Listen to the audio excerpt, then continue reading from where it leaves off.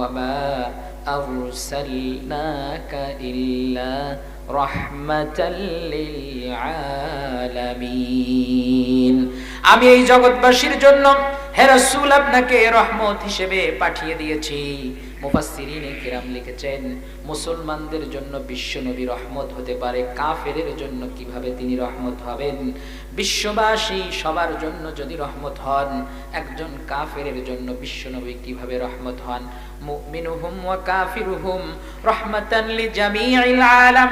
বিশ্বনবী জনাবে মুহাম্মাদুর রাসূলুল্লাহ সাল্লাল্লাহু আলাইহি ওয়াসাল্লাম তিনি কাফেরদের জন্য যেমন রহমত হিসেবে এসেছেন, কাফেরদের জন্য ওই রকম রহমত হিসেবে এসেছেন।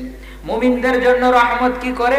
কারণ পৃথিবীর মানুষগুলো বিশ্বনবীর উপর ঈমান এনেছে, তাই তো তারা জান্নাতে যাবে। আর কাফেররা তারা বিশ্বনবীর প্রতি ঈমান আনে নাই, কিন্তু তারা জান্নাতে যাবে না। মুমিনরা ঈমান আনার কারণে জান্নাতে যাবে, এইটা বিশ্বনবী তাদের জন্য যেমন রহমত।